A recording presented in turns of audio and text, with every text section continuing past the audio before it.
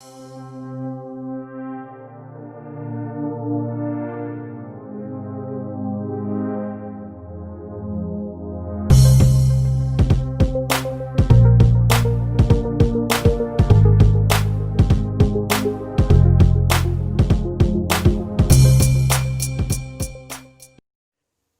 and welcome back to Redirecting. I have a very, very tragic story that I am going to be talking about in this video coming out of Minneapolis. There is a young woman. She was a real estate agent. She was set up. It says a Minneapolis realtor allegedly abducted and killed by a longtime criminal who set a trap for her, then shot her in an alley. Now, there are some things about this story that are a bit confusing to me. Just a few things that are a bit confusing, but I'm going to just run through it here and just share with you what I believe is confusing. First of all, she's a beautiful young woman. She leaves behind two children, a 1-year-old and a 3-year-old, okay? The man who killed her has a history of violent crimes. He allegedly abducted her and killed her, okay? He killed her on New Year's Eve.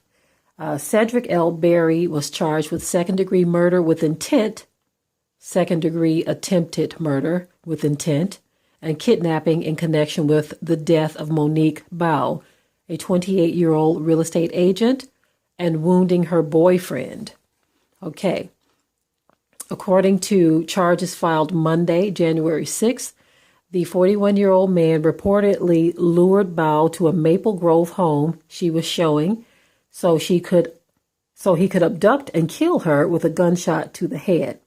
It says police suspect Bow was kidnapped. Okay, she was kidnapped and driven in a rental truck to Minneapolis, where she was found shot in an alley. Okay, so this is what I was talking about.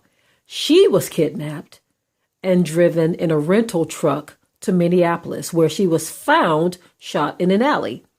So it didn't say that she and her two children and her boyfriend were kidnapped. It just said she was. And so let me get into a little bit more. It says, I cannot begin to describe how vicious the behavior was in this case, County Attorney Mike Freeman said in a statement. The Star Tribune reports, we have charged Mr. Berry with setting a trap for Miss Bow, assassinating her at close range, and shooting at her boyfriend while in a house with two small children. We are seeking high bail and will do all of it in our power to prove him guilty. So what I don't get is it says that she met him, okay, at a property that she was showing him. So she arrived there, he arrived there. From there, he abducted her, took her to another place, shot her dead in an alley. It says during a court appearance on Tuesday, Berry declared his innocence through his defense attorney, Tanya Bishop, and successfully sought a massive reduction in bail. Bishop asked Hennepin County District Judge to reduce Berry's $2 million bail to a reasonable $500 bond. $500,000 bond. $500,000? And so don't you have to come up with 10% of that? So if that's how it works, I'm not sure if that's how it works or not, but $500,000 is a lot. And if he had to come up with 10% of that, $50,000, who has $50,000 that they can post bail on? Maybe the rest of the story will explain it because there is a drug connection. Bishop also told KiIIed that Berry has lived in the Twin Cities for more than 30 years and have a 25-year-old son, a 17-year-old son, and has held the same job for 3 years, which he could likely return to if he bonded out of jail. Okay, so KiIIed supported the prosecutor's argument that Berry didn't deserve leniency, kept his bail at $2 million, and told him, I do find that you are an extreme threat to public safety. Berry is accused of kidnapping the 28-year-old mother of two from a Maple Grove home she was showing. He allegedly transported her in a U-Haul truck that he rented to a North Minneapolis alley where he reportedly shot her several times at close range. Okay, very strange. So he only kidnapped her. Now, according to charges moments earlier, a masked Barry entered Bowles' North Minneapolis home in the 4800 block of Hobart and shot her boyfriend. Okay, so here we go. Apparently, he shot him first before kidnapping her from the place where they were to meet. This is still a very strange story. Very strange story. You would think that if this happened, that he would have called her, perhaps, and said that these things took place. That's what you would think. I'm telling you, these stories, they get more and more difficult. More and more difficult to understand. But anyway, it talked about him moments earlier entering into her home where he shot her boyfriend several times while the couple's young daughters were home. Bowles' boyfriend, a rapper by the name of Momo, survived the shooting. "I am dead already," the boyfriend said, according to the charges. "My babies are here." Barry has a lengthy criminal record, which includes a 2001 conviction for second-degree murder. So he's out. As well as 2 convictions for fifth-degree drug possession and a pending case for the same offense. So all of this, and he was already out. Okay. All right. Assistant Hennepin County Attorney Judith Cole said the drugs appeared to be Barry's business. Charging documents did not specify a motive, but noted that Momo had recently signed a music contract. Wow. And had been flaunting his cash on social media. So is there a connection between her killing? Yes, it is. 2 search warrant affidavits filed in Bo's killing said Barry was a drug dealer and rival to Bo's boyfriend.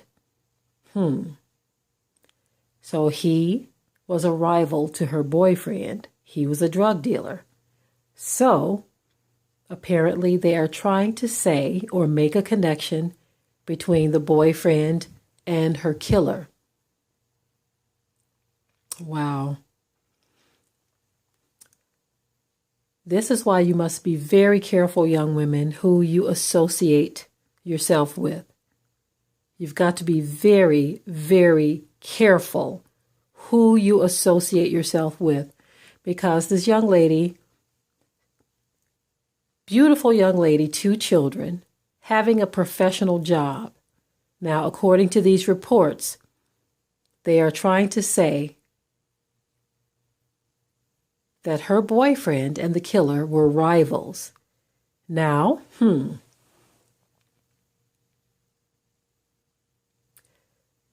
what is not clear to me is that they are not saying that they are drug rivals. So a person could almost draw a conclusion based on the way this is being reported that her boyfriend and the killer were drug rivals. I'm going to read that one sentence again. It says 2 search warrant affidavits filed in Bo's killing said Barry was a drug dealer and rival to Bo's boyfriend. That is what was reported in the Star Tribune. So this is another very sketchy, unclear story that is being reported to us. We do know that the young woman has lost her life. She was lured to this place, and it was stated that the killer had already shot her boyfriend. So again, you can draw a conclusion based on the way it's reported, but there's always a lot of okie doke going on dealing with our people when they report things about us to where you're never sure about what is really truly happening. Were they singing rivals? Because it says Momo recently signed a music contract. And he was flaunting his cash on social media. So what kind of rivals were they? I hope you all see where I'm going with this. I don't know if they were drug rivals or music rivals or in competition with one another in their lives. Because the way this is being reported, it is simply not clear. But most would draw a conclusion that the boyfriend was a drug dealer based on the way it's reported. But it's not always fair to make that claim when something so unclear is written to us.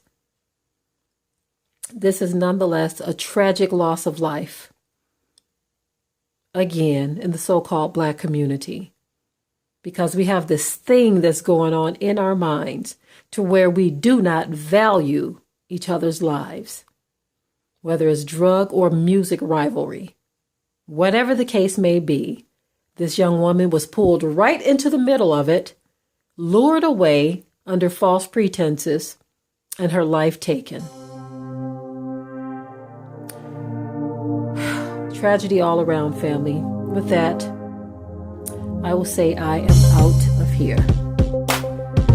Be sure to ring the bell to be notified of new uploads on this channel, and also comment, share, like, and subscribe.